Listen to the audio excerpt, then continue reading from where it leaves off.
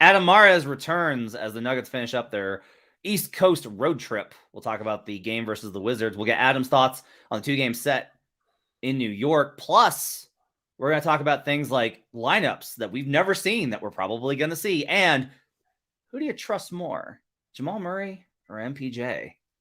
All that and more on Locked On Nuggets.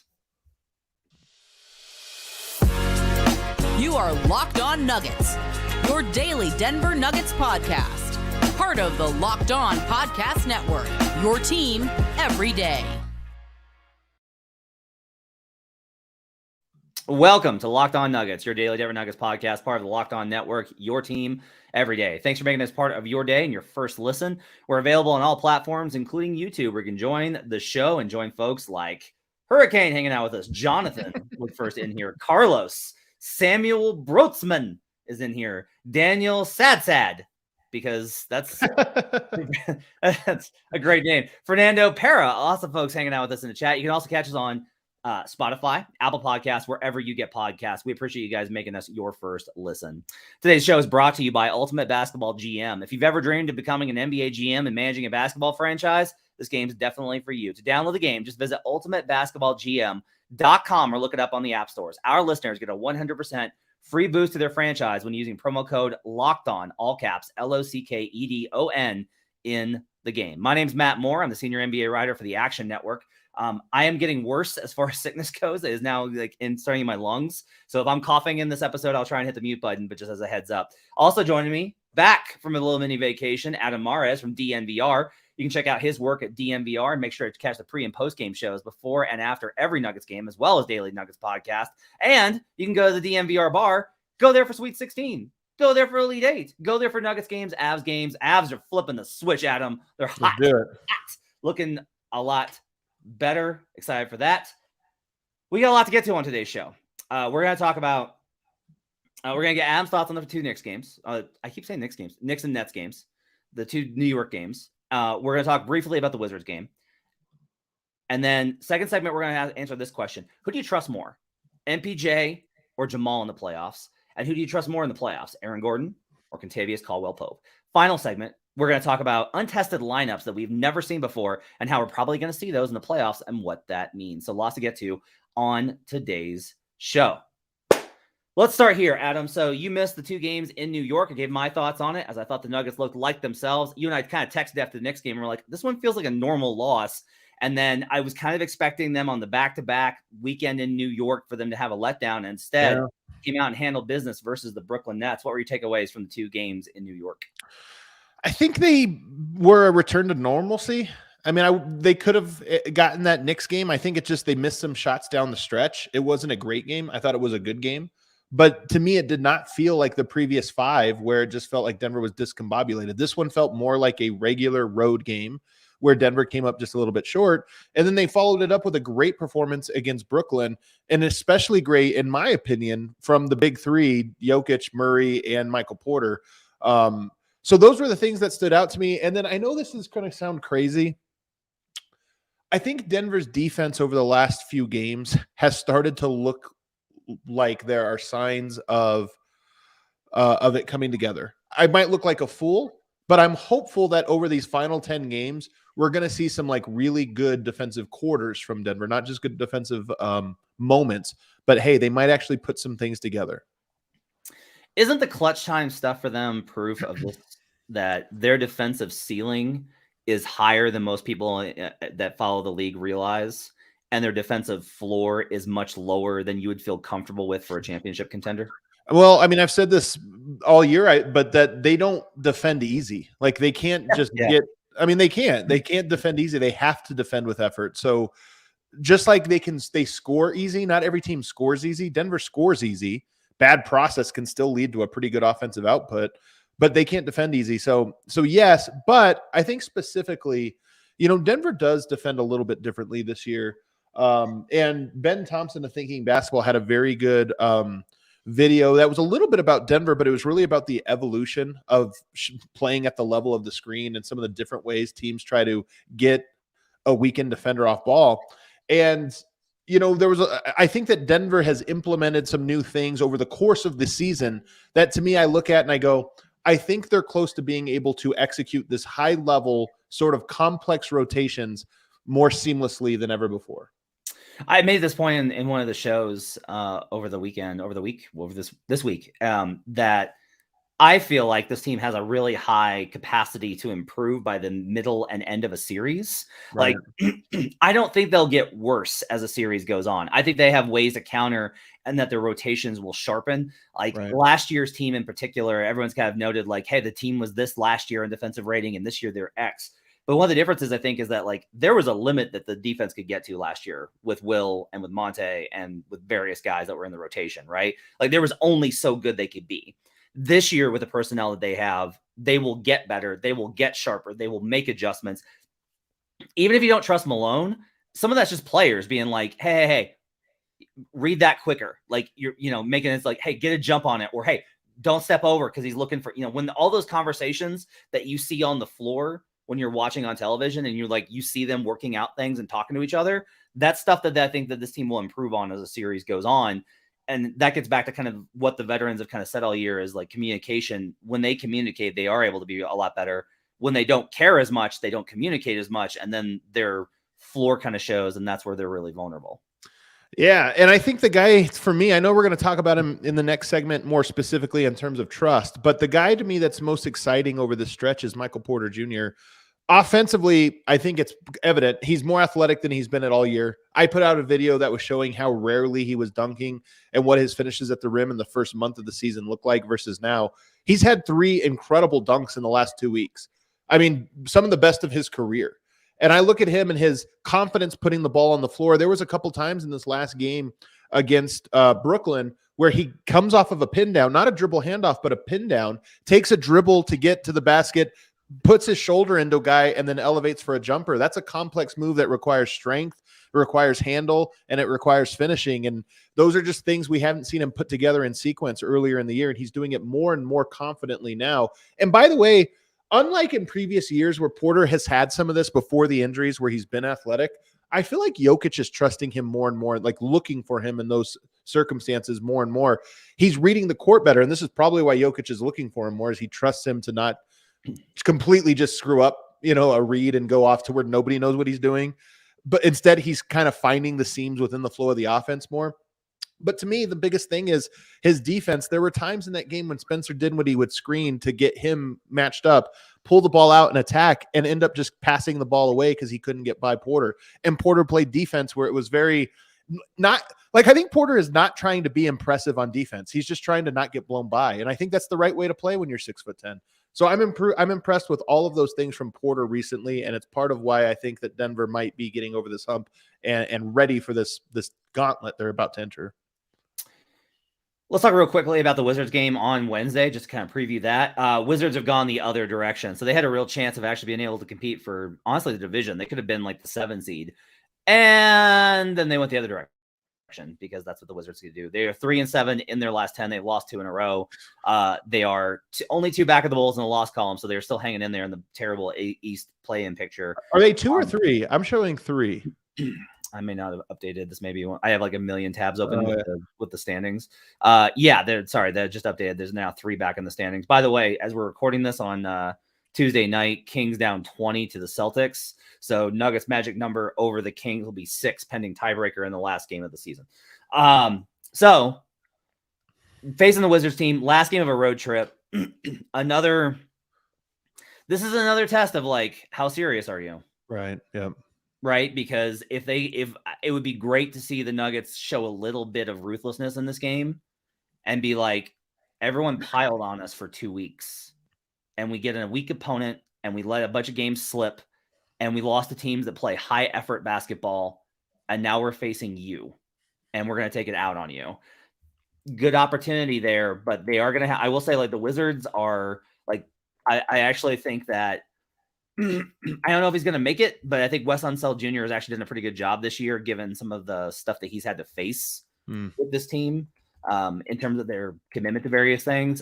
Kyle Kuzma's out for this game, but everybody else is a go. So just what are your thoughts on this Wizards matchup and what level the Nuggets need to get to in order to handle this one? I the statement part of that, I'm just not sure if Denver's into making statements. I almost wonder if they like the, hey, we played bad enough for 2 weeks that everyone's kind of written us off. I know it's silly to say we're playing pop psychologist for a group of people, but I just think Denver's in a good spot right now where they're going to be likely the one seed that nobody believes in, which is like perfect. You kind of split the difference there. But so I don't know, but I do think they had 2 days off for this game. I think that allowed you would hope that allows the team to get a little bit extra rest. They get 2 more days off after this game.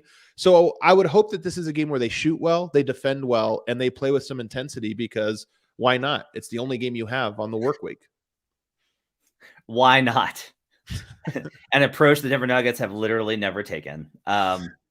We'll see what they do, and we'll have recap for you. I actually have high hopes for this game, Matt. I will say that.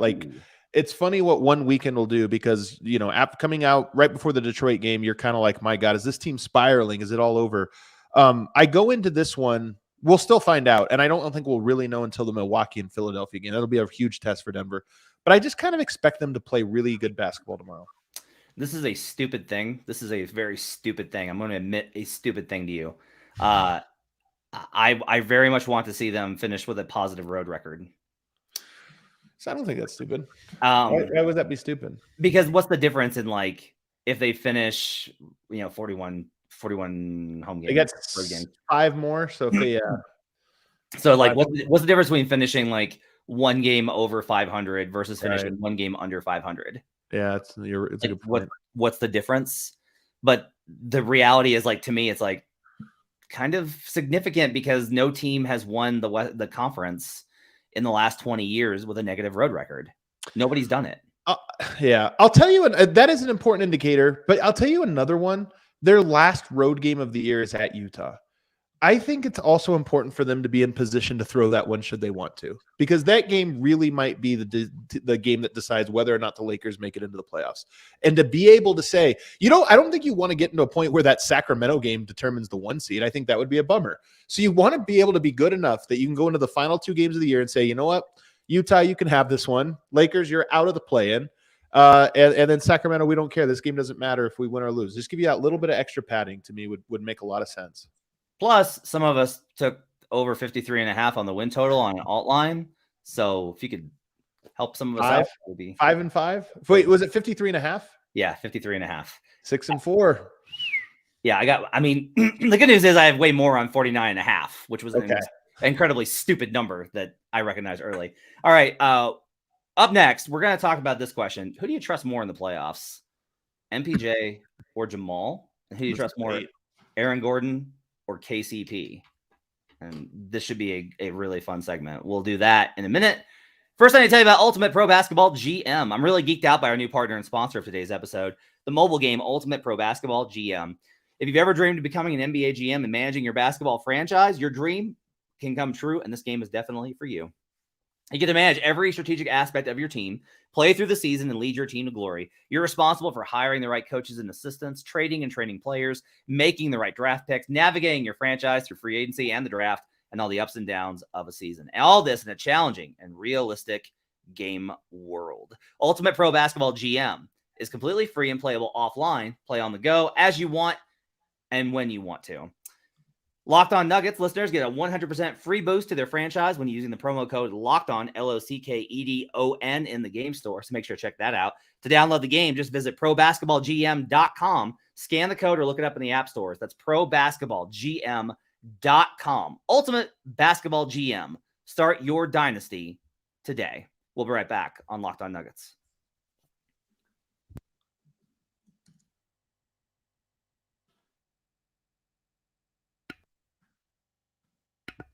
Back here on Locked On Nuggets. Thanks for joining us, making us part of your day. Appreciate you guys being with us on a Wednesday as we welcome back, Adam Mares to the show. Make sure to check out all the stuff over at DMVR.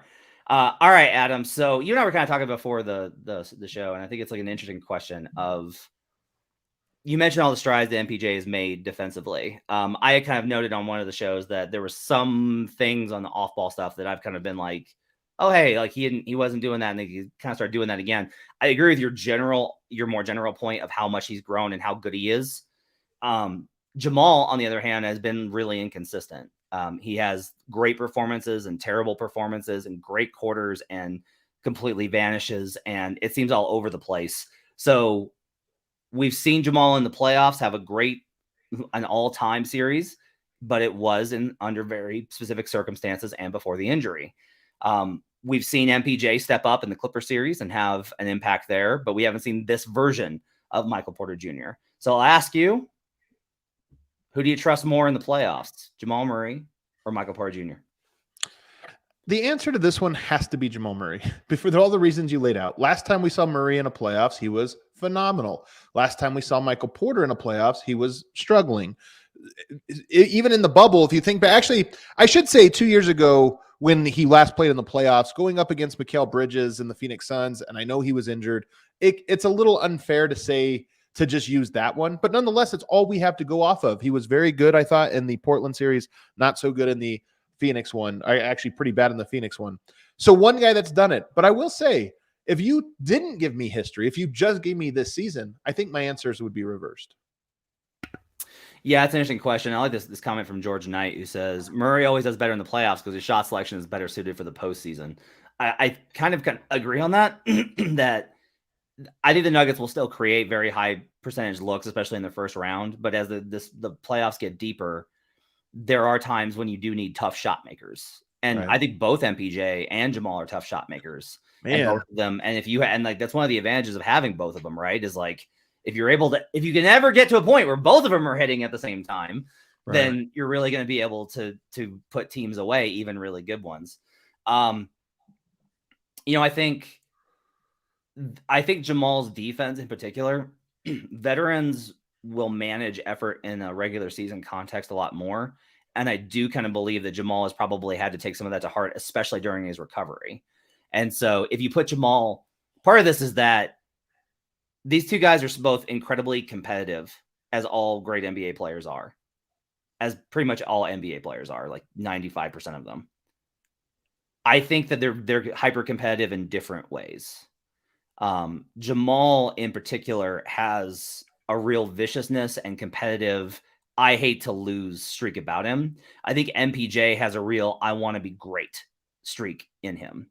And that differential can be helpful in both contexts in the playoffs. I think what'll be interesting is I think there's this idea that you can attack MPJ as a target in pick and rolls. And we've seen this season an evolution where he's worked really hard to no longer be that weak point. Right.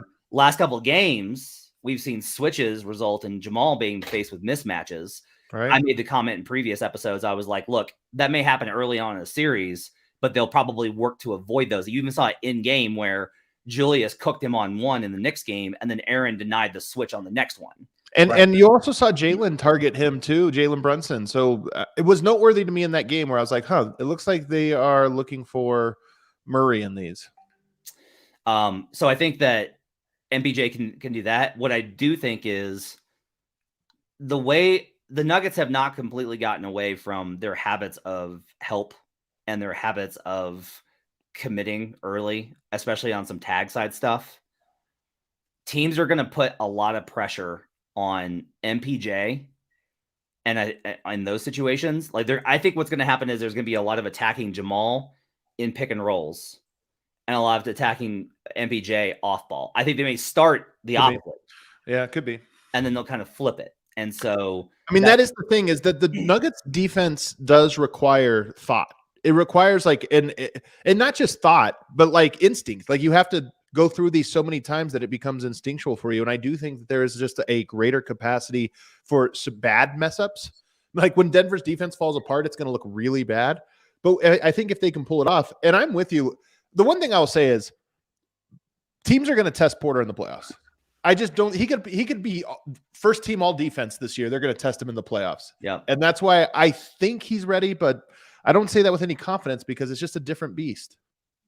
Yeah. And the other thing I'll say here is Jamal, I have a lot of confidence in that whenever, he more than just about anybody, I think is emblematic of the best thing about that Nuggets team that made the conference finals run was their mental tenacity. was like they were so. I mean, they came back from 3-1 twice, and they were so mentally tough, and they respond. And we've seen this from Jamal, that when things get tough, he responds, and you need that. And I'm not saying that the MPJ can't be that. You want everybody to be that, right? Like Aaron got better in last year's playoffs, like in that Warrior series, he got better by the end of it. You want everyone to respond. But what I will say is, there's probably to me, you're going to need both of them to have series. Like you're going to need a series where it's like that was Jamal. Like Jamal really stepped up. Do you remember that series and how good Jamal was there? I think the deeper it goes, you're going to need all of them, honestly. Like you might in the first round, you need Murray to have a great series. Second round, maybe, depending on who it is. Although right now it's shaping up to be Phoenix or the Clippers. And at that point, it becomes go time at that point. So Denver might have go time as early as the second round. But you're going to need both. The one thing I'll say is Michael Porter Jr. has been very clutch this year. And not just as a knockdown shot, guys, but I think he's played his best in the clutch as well. And I'm really curious. It's just different when it gets to the playoffs. The pressure is different. And I'm hopeful that Murray has had his moment in the playoffs. Jokic has had his moment. Michael Porter has hit shots in the playoffs. But I hope that there is a series where it's like, yep, there he is, changing the game in the fourth. I want Aaron Gordon to have that moment. That's I want him to have that moment. Let's hit this one real quick. Speaking of Aaron Gordon, KCP's been there. KCP's won a championship. Aaron's had 2 playoff runs. And really only one, and he hasn't really had like a serious run yet. Between those two, we saw that Aaron, like we mentioned, Draymond got in his head, and then he kind of responded and fought back and was great later in that series, even though they lost. KCP has been there. KCP has been a part of a championship team. Who do you trust more in the playoffs, Aaron Gordon or KCP? This one's easy to me, and I hope I'm wrong, but it's KCP. And the reason is, if I have a biggest fear at the moment, we've talked about Murray's health, and I do think Murray needs to get quicker. I want to see him get by people. I want to see him dunk the ball. I want to see him get to the rim. He's been a very good jump shot maker in his good moments, in his good quarters since he's come back, since the All-Star break. I don't think he's been a good getting to the rim guy since then, and that makes me a little bit concerned. But to me, I think I'm more worried about Aaron Gordon. That he just looks a little bit banged up, and he needs to be 100% for him to have the impact that he had, for most of the season. So for me, KCP will make or miss his shots, but I know his defense will be locked in. I know he'll be in the right spots, and I'm guessing he's going to make his shots. Aaron Gordon, teams are not going to guard him. I think he's going to take center stage a lot in key moments because of how teams choose to defend Denver, and I just hope he's ready for it. You want to see Aaron, getting the ball underneath, working and finishing through 2 guys for the dunk, like that physicality. If the Nuggets can bully some teams and then out finesse others, again, they're going to have to be a different team in every series that they play. This team has shown throughout the season they can win different. They're going to have to do that in the playoffs. Their best, like their fastball is not good enough to just overwhelm everybody. That's not how they're built. Like the Lakers just played physical. That's how they played. You're going to need to be a lot of different things, I think, for this Nuggets team to win. There's going to be series where you're going to need Aaron Gordon to be super physical, and you're going to need series where Aaron Gordon is super smart and is racking up assists and doing all those multiple level combinations along the way. Okay, up next, we're going to talk about, every year I'm always like, you want to focus on testing these things and figuring out who you are, and then the playoffs come, and as the saying always goes, no battle plan survives the battlefield. Same kind of deal with lineups. And we're going to talk about how oftentimes, and most likely, we will see lineups that have never played before and what that means here for the Nuggets in the playoffs. We'll do that when we return on Locked On Nuggets. First thing to tell you about FanDuel Sportsbook. The tournament's heating up now. It's the perfect time to download FanDuel, America's #1 sportsbook. New customers get a no-sweat first bet up to $1,000. Bonus bets back if your first bet doesn't win. Just download the FanDuel Sportsbook app. It's safe, secure, and super easy to use. You can bet on everything from the money line to point scores and threes drained. I'm currently sweating this Thunder Clippers game. The Clippers were laying 7.5 points to the Thunder, and it was flat out stupidly disrespectful to OKC. So I'm really hoping that they're able to come home for me here with my bet on FanDuel. Don't miss the chance to get your no sweat first bet up to $1,000 in bonus bets when you go to FanDuel.com/lockedon. That's FanDuel.com/lockedon to learn more. Make every moment more with FanDuel, an official sports betting partner of the NBA. We'll be right back on Locked On Nuggets.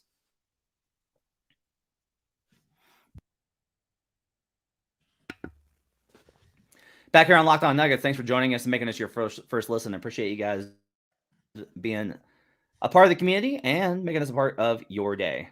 I am going to get through this episode with my voice. I'm just going to make it through. I am positively visualizing the end of this episode with me being able to talk all the way through it. Adam, so we were talking about, there's all the comments about the bench and the lineups, and Zeke's back in, and Christian's in now, and he wasn't in then, and maybe he'll play Vlatko, and maybe he'll be Jeff, and maybe like Reggie played, all these different things. And I had this vision of a tweet, which it's not healthy for my brain that I visualize tweets. Nonetheless, I saw this tweet from the future. It's not healthy. It's not healthy at all. I saw this tweet from the future pop up in my head, and it's a tweet from you, sir, with your logo on Twitter on my tweet deck, and it's you saying, this lineup has played 0 minutes in the regular season for the Denver Nuggets. I think it's because I've tweeted that out every year for the last 4 or 5 years. Yeah. That's probably why. Yeah. So the reality is, I think that from a coaching perspective, you're trying to get through the regular season with a combination of pacing yourself, balancing guys' statistical priorities, player development, getting the lineups that you need to work, balancing that with what you need in a game, trying to counteract what you're seeing on the floor, all of these types of things. And the reality is that despite all this, you will probably wind up not playing a unit that you stumble upon in the playoffs. And you're like, whether it's because of injury or because of a matchup, that you're just like, we're going to go to this because I need this guy and that guy and this guy and that guy. And we're going to wind up seeing it. And I guess here's the question. But here's your hold up. I just want to say something on that. There's a difference between we've never seen this lineup because usually it's so-and-so in that spot, but there's a foul situation and they had to put this guy in that spot. But it's functionally the same lineup with one guy in a different spot versus, oh, wow, we've never seen Michael Porter Jr. at center before. What a major adjustment to make at a key moment in a playoff series. And that's what we've seen, I think, over the last couple of years.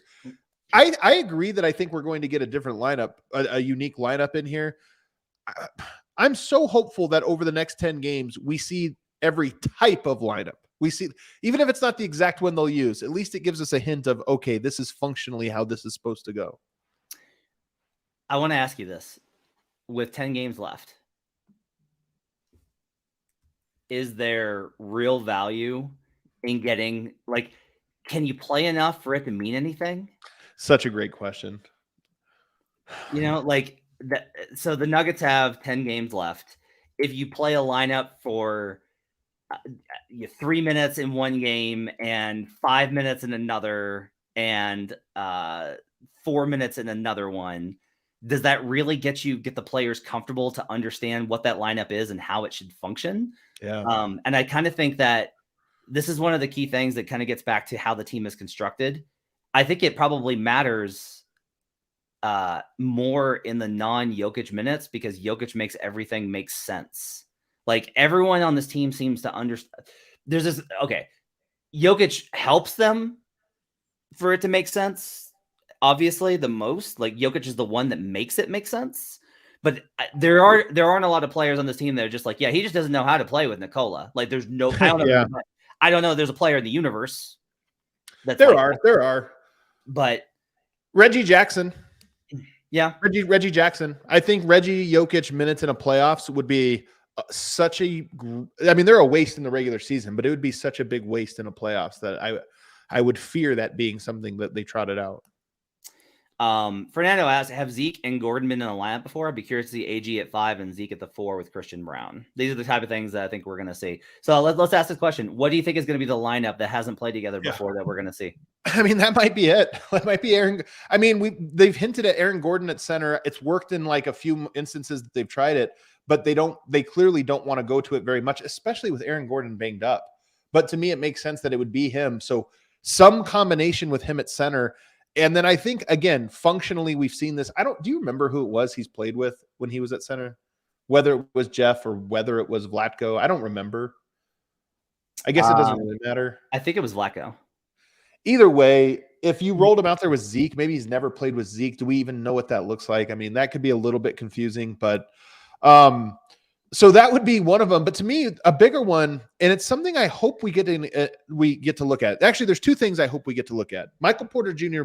staggering, Michael Porter Jr. at power forward, and then front court pairings that feature Zeke Naji and Vlatko Chanchar. And that's the one where when you ask, like, how much can you really get out of if you're only playing this like 2 or 3 games or 4, or let's get crazy, you play it all 10 games, how much could you really read from it? That last one is the one that I think would be the hardest to know. But Michael Porter Jr. at 4 to me is just something that Denver should explore because it's so valuable having a elite corner 3-point shooter where your power forward has to be occupied at all times. How about this one? Jamal Murray, Kentavious Caldwell-Pope. So far, so good. Aaron, MPJ, so the 4 starters with Zeke in it for Jokic. To me, it's a waste of 4 starters. Has played 20 minutes. Okay. They're plus 12 in raw plus minus. I mentioned this. I talked about this yesterday with the idea of if you were to stagger Joker, which again, I don't think the Joker ever wants to do that. But if like you were that to me is like an option to do. And honestly, it would be, the more I thought about it, the more I like the idea of like stagger both Jamal and Nikola and finish out the rest of the first quarter with like Bruce Brown and Zeke and just like play defense for like 5 minutes. Could work. It could work. And get through that little stretch there. Here's another question though. Do you believe that there's value in constructing lineups purely from this is the matchup that we haven't needed until this moment, and this is the one that we need now based off of like what the matchups are? Do you think that's real?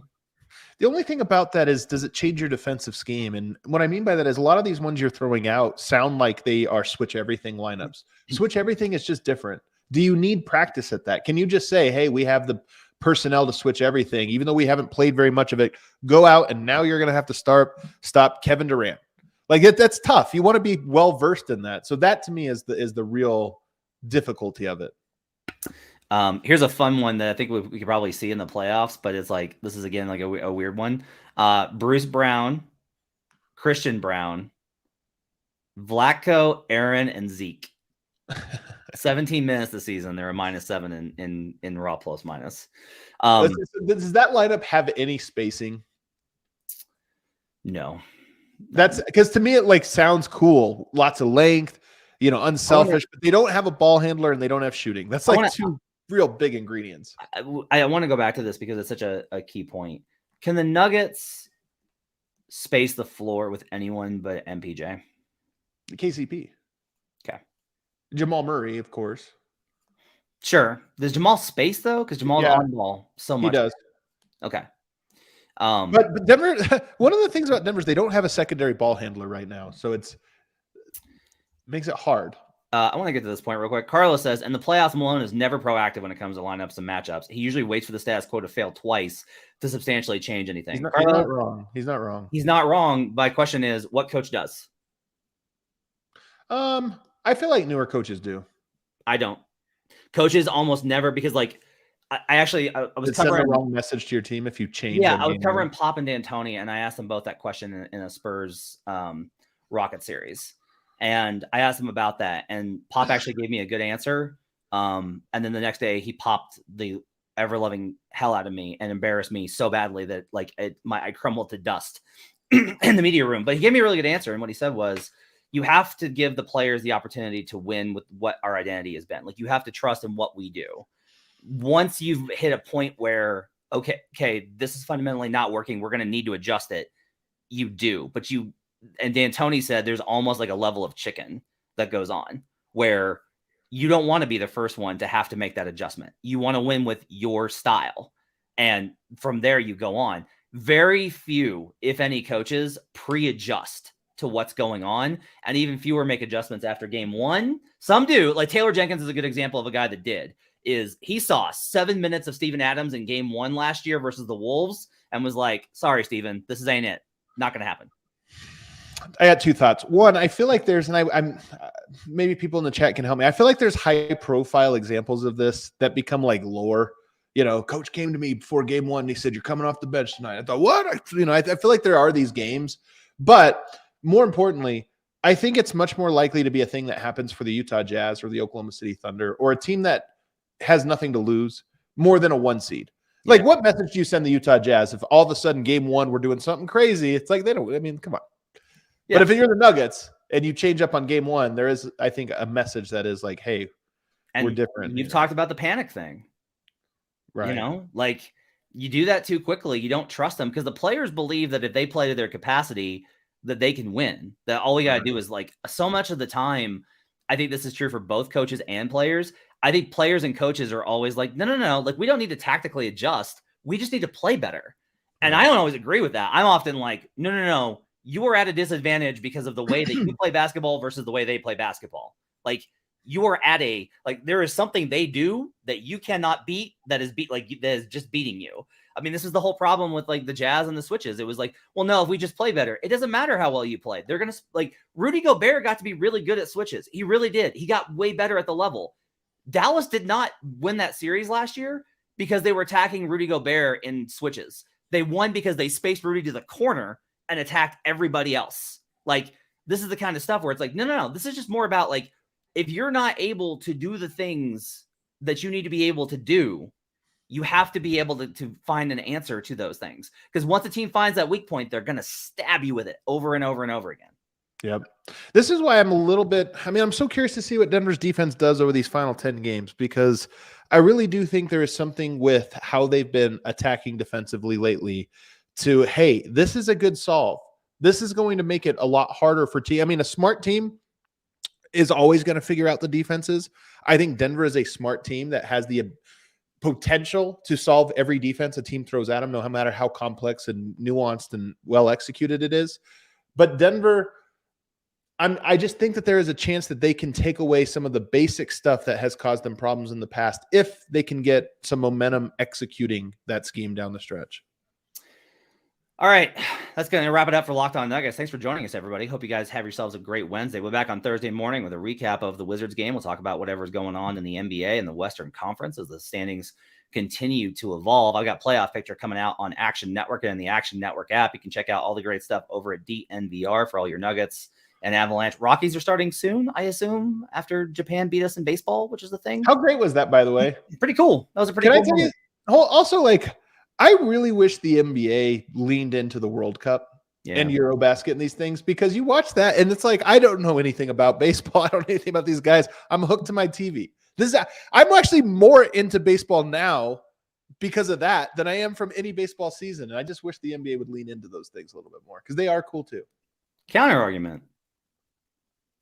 The players seem to hate all of it. So, well, you're right. The NBA should lean into it, and players should actually care about, the sport of which they are professionals. All right. Thanks for joining us, everybody. Have yourselves a great day. We'll see you guys again next time on Locked On Nuggets.